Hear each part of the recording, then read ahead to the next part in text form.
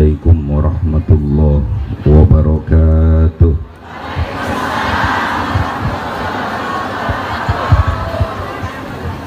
Alhamdulillah, nahmaduhu wa nusalli wa nusallimu ala rasulihil karim, hamidan wa musalliyan wa musallimah.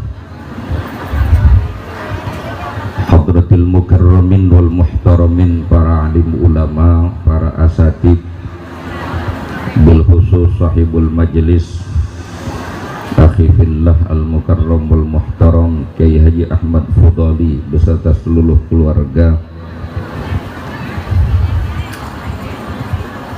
para ustazat dan seluruh jamaah yang mudah-mudahan kita semua senantiasa dirahmati dan diberkahi Allah Subhanahu wa ta'ala. Saya udah hampir 30 tahun naik panggung, pagi ini geter juga saya.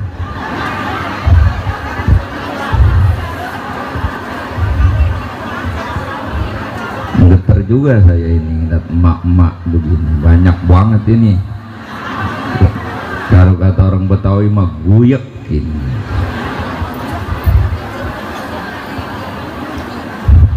Ini juga undangan kagak sengaja, bu, ketemu di jalanan. Berteman mah udah lama, 20 tahun yang lalu. Dulu saya kemarin masih sawah semua ini. Sekarang udah mewah. Alhamdulillah berkah ilmu beliau. Mudah-mudahan Allah tambah lagi keberkahannya, Allah berikan kejayaannya, Allah Subhanahu wa ta'ala sertakan dengan nusrahnya dalam perjuangan mengemban amanah Allah Subhanahu wa ta'ala. Tapi saya nggak bisa ceramah kayak beliau yang gayanya asik. Saya kalau ceramah itu pokoknya saya asli Betawi, jadi kalau ngomong beletak beleneng aja, sekena-kenanya saya. Jadi mohon dimaklum ntar kalau saya ngomongnya rada kasar-kasar dikit ya. Seneng boleh dengerin, kagak seneng tutup kuping. Bagus boleh diambil, jelek buang jauh-jauh. Intinya mah satu, kita pengen sama-sama jadi orang bener, begitu aja, supaya kita bisa selamat dunia akhirat, bahagia dunia akhirat, mulia dunia. Ngomongnya mah gampang, apalagi kalau ngaji kayak begini kayak orang bener semua. Dan mau pulang lain aja lagi lagunya. Lagi ngaji mah pikirannya sorga, takut neraka, lagi ngaji terima ketemu laki lain lagi bahas. Ya bu ya, suka begitu emang kita. Makanya itu Allah ingatkan kita jangan jauh dari orang-orang soleh.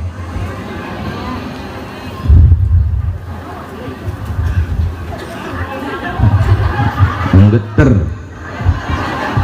tertinggian lay wang punya.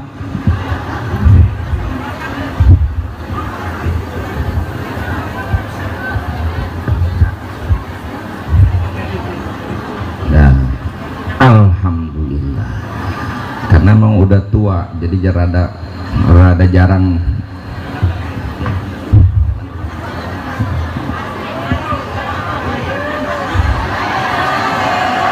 Awet ini.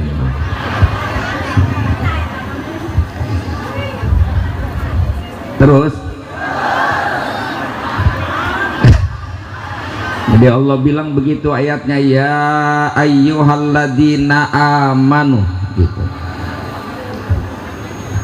Wahai orang-orang yang beriman. Ini orang semua kan? Dan orangnya bukan orang sembarangan, ini orang-orang beriman, betul? Berarti kita dipanggil ketika ayat itu kita baca, kita dengar, berarti kita adalah sasaran panggilannya. Wahai orang-orang yang mengaku beriman, Allah panggil kita, mau disuruh ngapain? Kata Allah, ittaqullah, bertakwalah kamu kepada Allah. Itu yang Allah minta sama kita, terus menerus jadi orang bertakwa, belajar terus jadi orang bener. Gak pernah boleh berhenti berusaha jadi orang bener tanpa pernah boleh merasa kita paling bener. Kita terus harus berusaha jadi orang baik tanpa perlu merasa jadi orang yang paling baik. Karena ada orang soleh bisa salah, ada orang salah bisa soleh. Si soleh bisa salah, si salah bisa. Jadi yang salah siapa?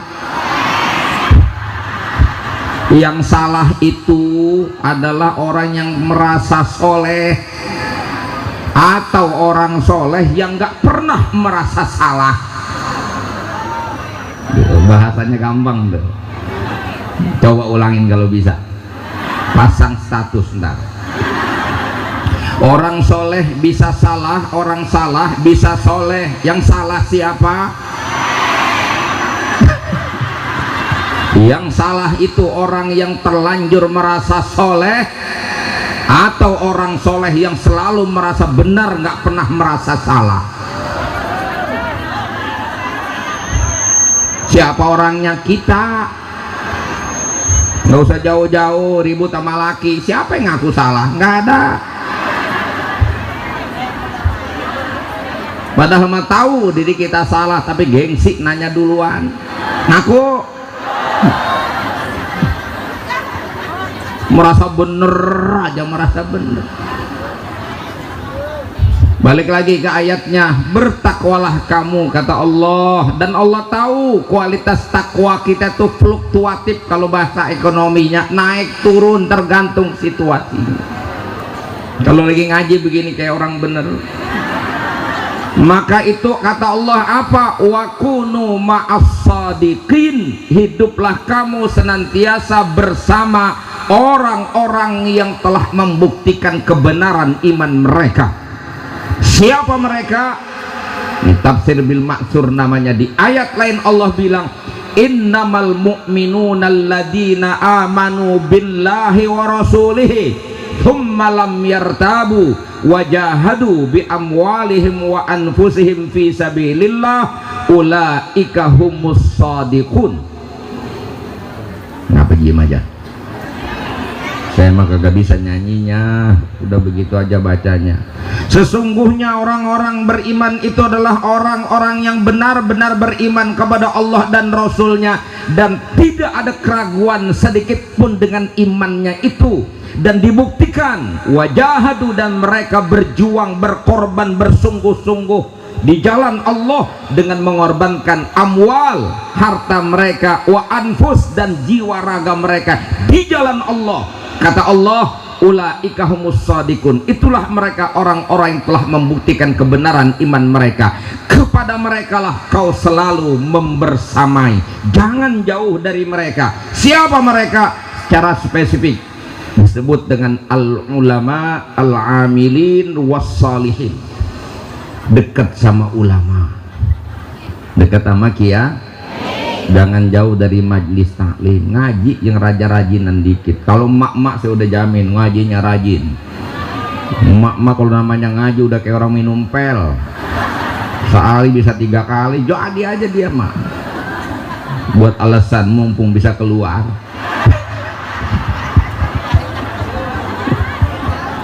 Iya, kalau nggak ada alasan ngaji, mau keluar kemana aja ya? Apalagi punya seragam baru, wah semangat bener. Belum subuh udah mandi, pakai seragam baru. Dekat orang soleh, dekat orang alim, orang Islam 40 hari nggak hadir ke majelis, batu tuh hatinya lama-lama.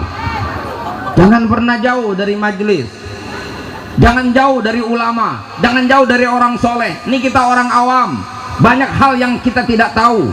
Maka kalau dekat dengan orang alim, kita mudah bertanya kepada dia saat kita tidak tahu. Dan ketika kita lalai, kita lupa, kita akan diingatkan oleh mereka. Itu untungnya dekat dengan orang alim.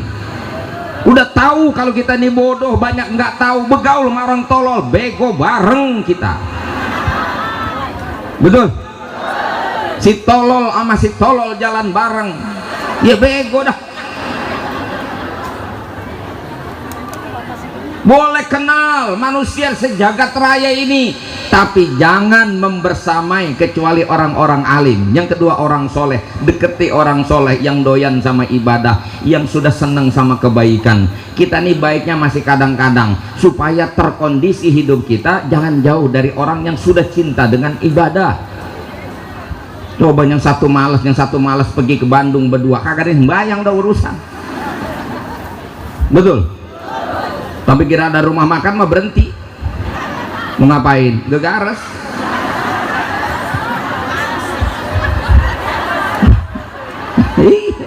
Ngegares, ngebadok, ngelebok tuh saudaranya. Sama anak laki juga begitu, kalau kemana-mana giliran lapar mah mampir restoran.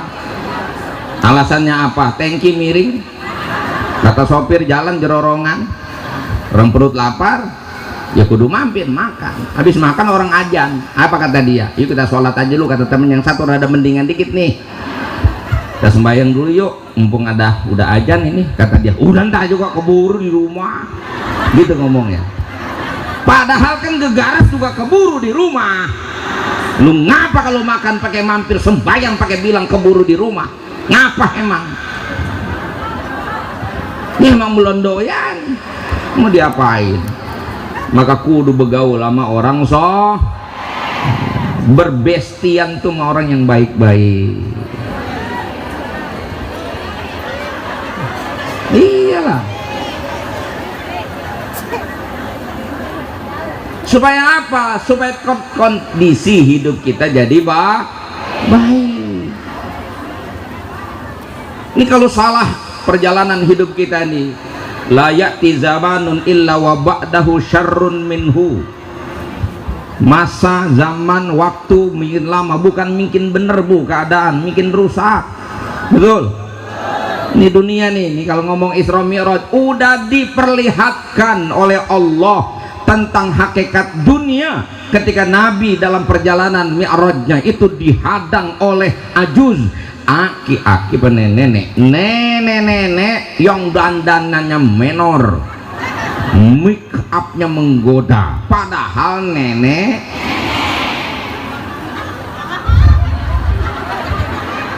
udah STW.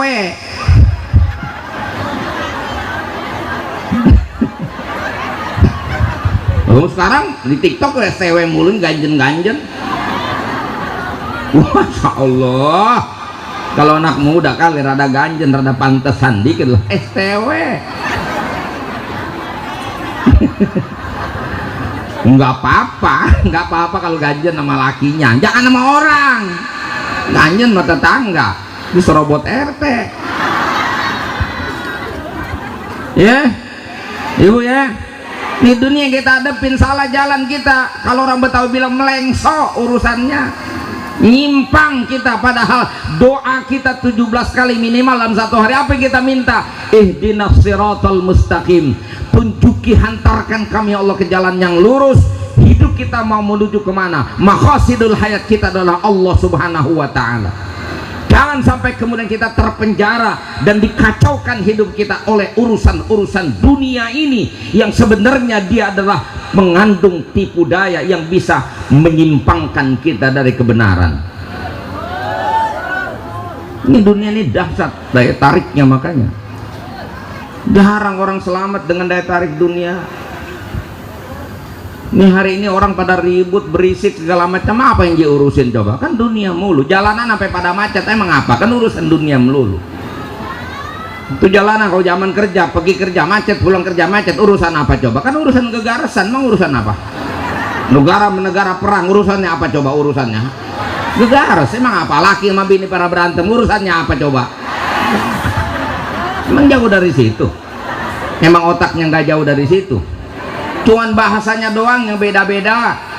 Bahasa orang miskin, ini bahasa orang miskin nih, bang besok makan apa? Itu bahasa orang susah tuh.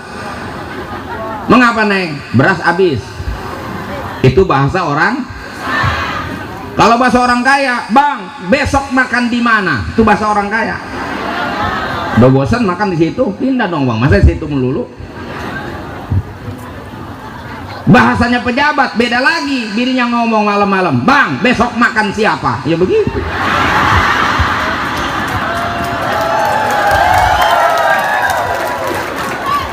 Ya bagaimana kagak, orang laut aja pakai dipager.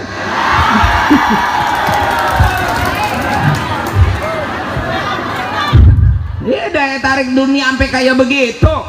Padahal jangankan yang kayak begitu, urusannya geser patok sejengkal aja urusannya, Pak, Bu. Kalau ibu tahu dalilnya, ancamannya shibron minal ard, sejengkal dari tanah kita geser patok kita. Apa kata Nabi?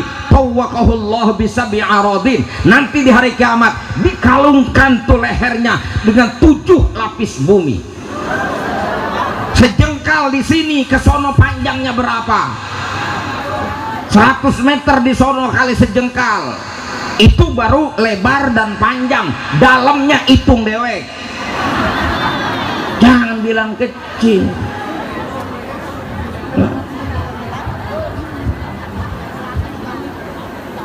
Padahal Islam juga nggak ngelarang kita cari dunia, tapi tahu dunia itu sekedar wasilatul hayat. Dia hanya sarana hidup, bukan tujuan hidup. Jadi jangan dituju hati kita mengejar dan mencari dunia semata untuk dunia. Kejar dunia untuk akhirat, itu baru bener. Kayak bener aja kita ngomong kalau begini.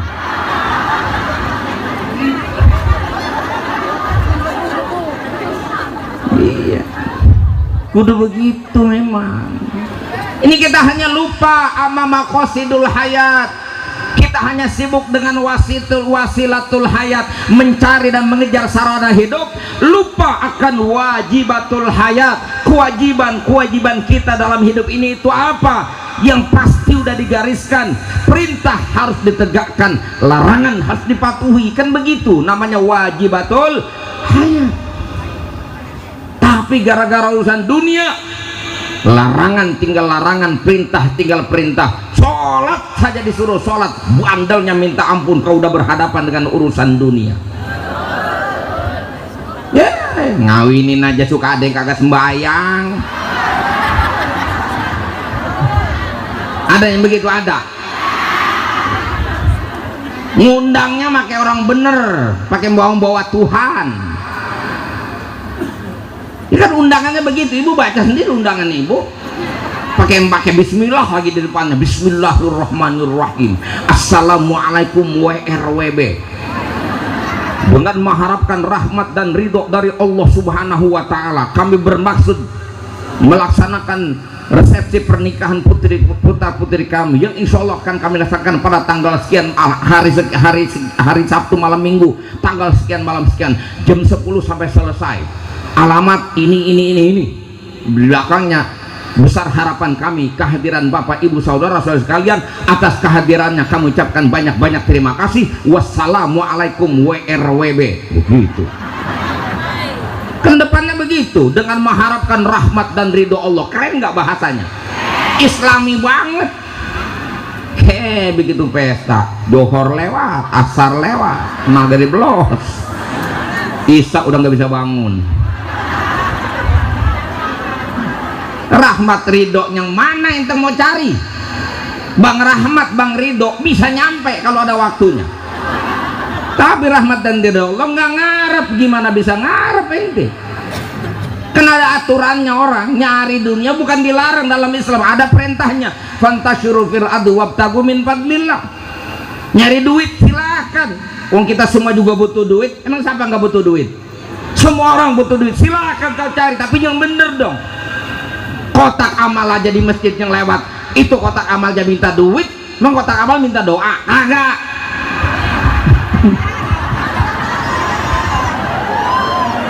Ya orang butuh duit kan, kotak amal lewat mau minta apa? Minta duit. Kotak amal aja minta duit, bukan minta doa. Cuman ibu aja suka salah. Begitu ada orang datang minta duit, ibu kasih maaf. Ayo ngaku. Udah tahu pengemis datang assalamualaikum sambil mendek-mendek begini, udah tahu asal tangannya begini berarti aja yang dia minta. Ibu udah paham kalau dia begini berarti minta. Tapi apa jawaban ibu? Maaf ya, nggak nyambung inti.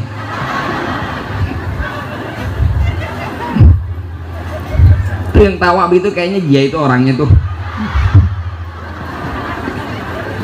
Ini ceramah kemana maunya sih? Silakan cari itu dunia, tapi jangan lupa kewajibanmu. Katanya di sana apa? Silahkan, tapi Allah yuakhir syai'an minal faraid. Jangan menunda apapun bentuknya yang namanya kewajiban. Wayanya sholat ya sholat, wayanya kerja ya kerja, ada waktunya masing. Hidup ini ada waktunya, giliran ngaji ya ngaji, sholat ya sholat, makan ya makan, gegaras ya gegaras, ngopi ya ngopi, mindo ya mindo, iya giliran kawin ya kawin lah. Kalau udah pasangannya, mana wayanya, otaknya duit mulu.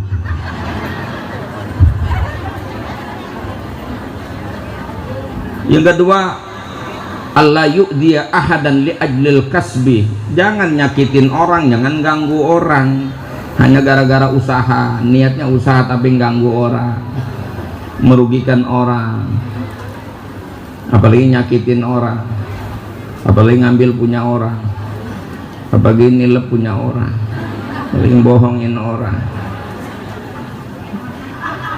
Orang mana? Orang-orangan.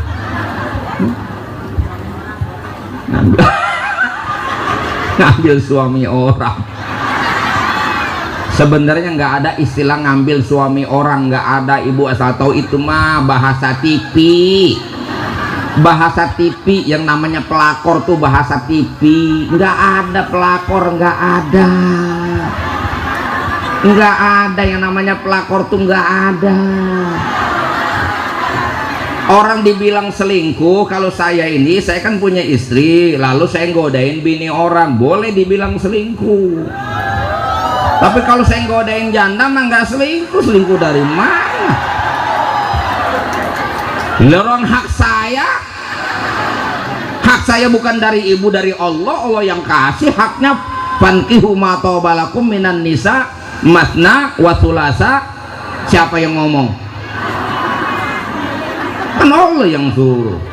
Mengapa? Nggak ada namanya ngerebut laki orang, nggak ada.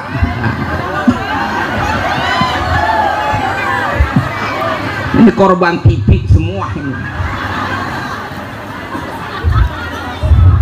Ini jadi kesono-sono, ini urusan balik. Nih dunia nih kayak begini, semua tuh yang namanya hubbud dunia tuh mencakup hubbul mal, cinta sama banda, betul? Ini masuk nih, ini hubbul mal nih masuk nih. Ada yang hubbur riasah, demen jadi ketua, jadi kepala, jadi pemimpin, pokoknya biar pala terik, yang penting jadi pala. Hobi banget, gitu. Ada hubbul jah, senang dengan popularitas, penghargaan dan penghormatan. Padahal dunia ini kita pengen jadi orang top, pengen jadi orang hebat. Ente tahu, sehebat apapun ente, populer apapun ente, yang pertama hilang dari ente adalah harta dan nama ente. Jabatan ente besok dimutasi, diganti sama orang. Si Fulan mati umpama, mohon maaf Juhri nama saya. Suatu saat saya meninggal dunia, doain umur saya panjang. Saya sih mintanya 120. Tujuannya supaya lebih banyak ngasih manfaat bagi umat. Begitu tujuannya. Kan ibu juga untung kalau kiai-kiai, ustad-ustad umurnya pada panjang-panjang. Untung ibu. Untungnya kalau ibu mati masih ada ustad yang ngimamin sholat, ada ustad yang doain, ada ustad yang memimpin tahlil. Sekarang bayangin kalau di kampung ustadz umurnya pendek-pendek pada mati duluan, ibu mati siapa yang bayangin coba? Begitu maksudnya. Amin. Begitu umpama suatu saat saya mati, yang pertama lepas dari saya harta saya, yang pertama lepas dari saya nama saya. Begitu dipastikan saya mati, langsung musyawarah pertama, ini jenazah taruh di mana? Kan begitu bahasanya. Padahal semua di orang itu tahu nama saya Juhri.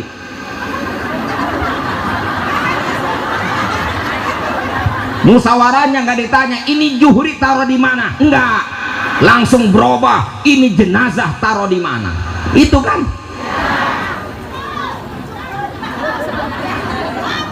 Ustadz usul, Bu, biarlah jenazah sementara malam ini di sini bersama ibu, anggap ini malam terakhir. Siapa yang pertama protes? Bininya langsung protes. Tadinya ngomong terbata-bata, terseduh-seduh karena sedih. Begitu bilang jenazah suruh taruh di kamar ini, anggap malam terakhir, itu bini dengan tegas bangun dari kursinya. Kagak bisa Ustaz, kagak bisa, ini pokoknya mesti dikeluarin.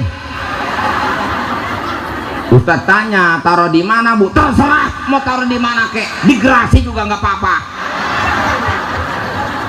Padahal yang bikin rumah itu saya, betul.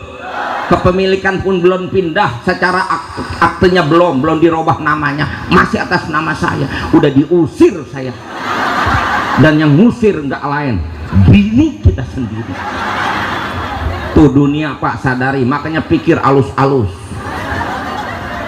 Cinta sama bini mah sekedarnya aja, bapak bakal diusir besok kalau mati duluan.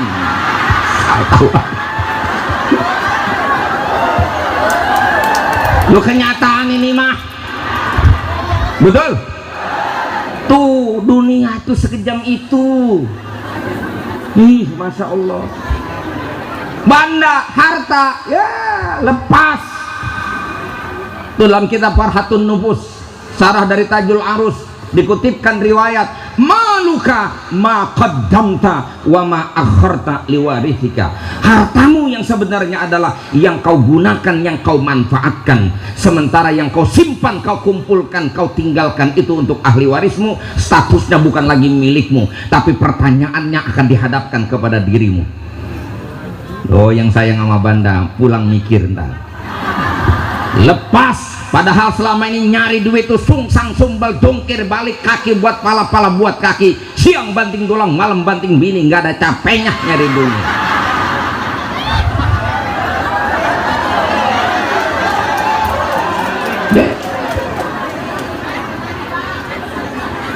Makanya shadakallah ketika Allah firmankan, innama hadhil hayatud dunya lahun wala'ib wa inna daral akhirata lahiyal hayawan law kanu ya'lamun. Al-Ankabut ayat 64. Dunia ini benar-benar kata Allah adalah permainan, senda gurau dan main-main.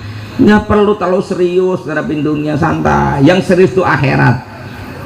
Ini dibalik, dunia serius, akhirat main-main. Aki-aki sholat tarawih pengen sengkat-sengkatan kaki, udah sembahyang masih bercanda aja, kan kebangetan. Dia ngaji, diajak mikir, butuh menghayati ajaran, diajak ngaji, jepules. Dia nonton bola mah melotot aja. Padahal itu permainan, orang yang main, dia yang nonton, dia yang serius malah. Giran ibadah malas-malasan, giran mancing mah kenceng bang. Giran buat ngamal mah dihitung-hitung, giran buat nyawer mah enggak ngitung. Itu kan. Padahal kata Allah yang sebenarnya wa inna darul akhirah lahiyal hayawan, kehidupan yang sebenarnya itu nanti di akhirat yang tidak berujung di sorga nanti abadan abidin, abadan abidin. Enak banget kalau ngomong abadan abidin. Khalidina fiha abada, neraka juga abada. Di dunia ini mama siklusnya begitu, ada senang, ada susah, ada kaya, ada miskin, ada sempit, ada luas, ada sehat, ada sakit, selalu begitu, tidak ada yang konstan. Maka biasa saja ngadepin hidup mah di bawah santai, slow be. Iya, beneran. Saya pernah bikin dunia ini seru, pernah saya. Ini jelek-jelek begini, pernah jadi direktur. Saya pernah jadi komisaris. Jelek-jelek begini namanya udah biasa tidur di atas duit. Duitnya saya taruh di bawah bantal. Saya tidur kalau saya di atas bantal, kan tidur di atas duit namanya. Gimana kayak bahasanya? Bukan mereka doang yang udah ngalamin, saya udah alamin semua. Ternyata ya dunia itu sekitar begini saja. Nggak ada kita bilang enak, udah ada mah tetap aja bosen ya. Tuh, tapi daya tarik yang menipu kita sampai kita melanggar hukum Allah, melalaikan kewajiban kepada Allah. Itu gara-gara apa, Dun? Maka Al-Imam Al-Haddad itu pernah mengatakan dalam kitab hikamnya, kenal Imam Haddad? Ya ratib yang tadi dibaca itu, beliau berdauh begitu. Ada 3 yang menyebabkan manusia itu benar-benar ngoyo yang namanya dunia itu. 3 faktor yang mendorong manusia begitu semangat dengan dunia. Bukan semangat lagi sama dunia, kagak ada capeknya. Emang ada capeknya orang ngejar dunia? Baru pulang kerja ada temen yang ngajak nyari tanah, berangkat gak dia? Coba pulang kerja diajak ngaji, apa jawabannya? Capek. Beda, betul. 3 faktornya kenapa dunia begitu menggiurkan, kenapa dunia membuat orang terpana dan tertipu, terhipnotis oleh dunia. 3 sebabnya mesti dikenali, kata Imam Haddad tuh 3. Ini saya mau seulang-ulang, saya lagi lupa. Ini saya ulang-ulang aja, saya putar-putar aja. Ini metode ceramah begitu. Kalau lagi lupa putar aja, lu mana kayak. Yang pertama, an-nazar ilaiha bi'ainil istihsan. Memandang dunia itu segalanya indah. Memandang dunia itu baik. Jadi dianggap kalau punya duit itu baik, kalau punya jabatan itu baik, pokoknya kalau punya ini punya itu yang baik, kalau kagak punya kagak baik. Enggak gitu bahasanya Allah dalam Al-Quran. Wa nabluukum bisyarri wal khairi fitnah. Kami timpakan kepada kamu kebaikan dan keburukan sebagai ujian. Jadi baik buruknya bukan terletak pada bendanya, tapi bagaimana kita memperlakukannya. Dunia ini akan jadi baik, kaya jadi baik kalau kita syukur. Tapi kaya nggak syukur jadi baik nggak? Enggak. Jangan pikir ibu orang kaya, oh enak ya orang kaya ya. Makanya ibu pada pengen jadi orang kaya. Ngenes aja kalau ngeliat orang kaya. Sampai dipikirin aja nasib orang kaya, sampai rumah orang kaya aja pikirin. Lihat rumah orang kaya, rumahnya gede, sambil jalan dia pikirin, saya itu rumah gede banget, nyapunya bagaimana? Lah rumah orang dia pikirin. Ada yang begitu orang? Ada. Rumah gede, pagarnya lebar, mobilnya banyak, dia bilang saya itu bayar pajaknya bagaimana ya? Lah orang yang punya rumah jangan mikirin bayar pajak, pentolol. Dia pandang itu baik, belum tentu. Yang rumahnya mewah, mobilnya banyak, hartanya banyak, suaminya tampan, kelihatan menurut ibu dah enak hidupnya, belum tentu mungkin ada neraka di dalam rumah itu. Bagaimana tidak, hartanya banyak tapi bininya ngelunjak, sakit hati gak lakinya. Bagaimana tidak, hartanya berlimpah tapi punya suami ganjen. Ayo. Makanya jangan suka lihat nasib orang dengan anggap itu orang lebih baik. Semua kita sama sebenarnya. Kita dalam ujian Allah, yang dikasih jabatan, yang tidak punya jabatan, yang dikasih harta berlebih, yang nggak punya harta. Kita posisi kita sama sebagai hamba Allah. Allah sedang uji kita, lulus atau tidak. 2 bentuknya, ketika diberikan kebaikan, kenikmatan, sehat, harta banyak, jabatan, kehormatan, mampu nggak kita syukur dan kita bawa itu untuk mendekat kepada Allah. Kalau tidak, kita akan pertanggungjawabkan itu di akhirat. Yang dikasih sakit, yang dikasih miskin, yang dikasih susah, punya bini jelek, punya suami juga jelek, gitu kira-kira, udah jelek susah lagi, belum tentu itu buruk. Ketika apa? Ketika dia bisa menyikapi tuntutan hidup, yaitu bersabar dengan keadaannya, dia ridho dengan kondisinya, bisa jadi dia lebih dulu masuk surga dibanding tetangganya yang mewah. Kuncinya di mana? Ridho dengan ketetapan Allah. Begitu, Bu, paham? Enak dia mana lakinya mana ganteng kaya, dah gua mana laki jelek susah. Kayak bisa jadi yang lakinya ganteng duitnya banyak, 3 hari dia nggak pulang, ibu susah tidur. Seminggu dia nggak pulang, ibu udah susah makan. Sebulan dia kagak pulang, ibu stres. Lama-lama gila. Mana ada bahagia begitu? Coba yang punya suami udah jelek susah, jangankan 3 hari juga gak pulang, 3 bulan gak pulang, tenang aja di rumah.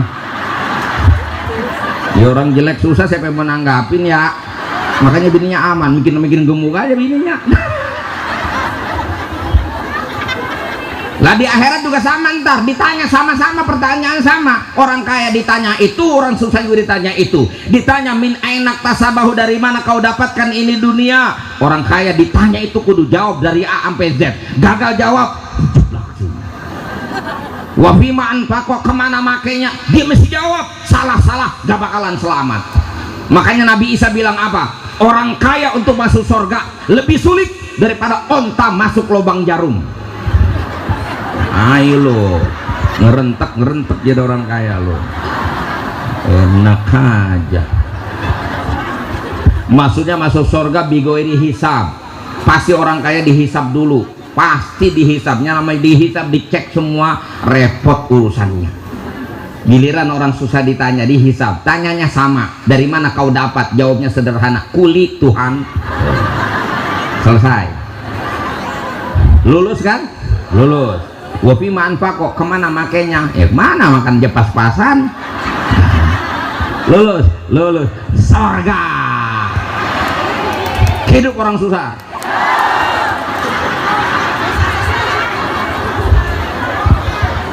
Makanya tinggal pilih, mau pilih bahagia atau pilih kaya. Ayo jawab, bahagia atau kaya? Sudah selesai. Makanya hidup syukuri apa adanya. Betul? Dua-duanya. Ini ibu kalau tanya begini jawabnya dua-duanya. Giliran diduain kagak mau, nggak fair dong. Mau kaya mau bahagia? Oke, saya turutin maunya ibu dua-duanya. Kalau ibu maunya kaya, habis kaya mau apa coba? Kan mau bahagia juga. Kenapa jadi susah begitu? Iya langsung aja, mau apa? Mau bahagia. Udah selesai. Nggak kaya asal bahagia daripada kaya nggak bahagia, pilih mana? Ya kan enak bahagia kaya juga. Ya tapi intinya tetap sama yang kita tuju, bahagia. Sudah. Sekarang gini aja Bu, gampang caranya saya mah memahaminya. Ibu kalau tidur itu yang penting kasurnya empuk apa pulesnya? Ya udah selesai.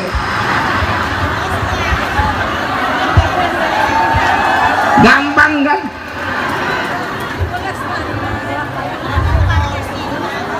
Itu bukan masalah tidur, masalah makan juga kan kudu kita pikirin. Sekarang masalah makan, oke.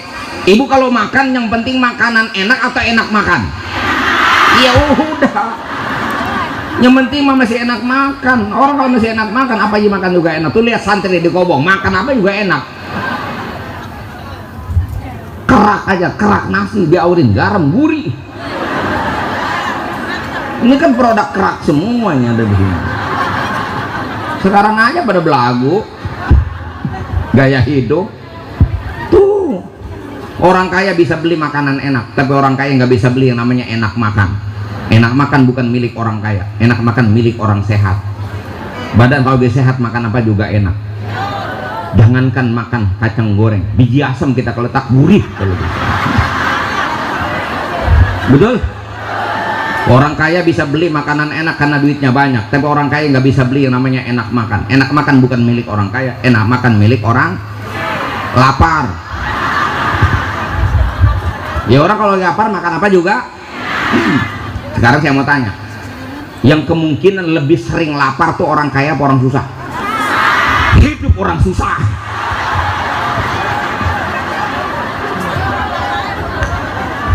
Apa susahnya memanai hidup yang sekedar permainan dan tipu daya ini? Yang penting kita bisa selamat sampai ke surga, lewati godaan dunia. Itu yang pertama tuh, jangan pandang dunia serba indah. Ya banyak kan lagi ada, kita anggap enak, besok kok bosan, udah selesai. Ingat gak dulu kita makan ayam? Jarang orang gini makan ayam. Dulu kita makan ayam, nunggu ayamnya sakit atau punya ayam sakit. Kalau ayamnya sehat, yang punya ayam sehat, nggak bakalan kita makan ayam, dijual sama bapak kita. Makannya ikan asin lagi aja kita. Betul? Ngaku kan?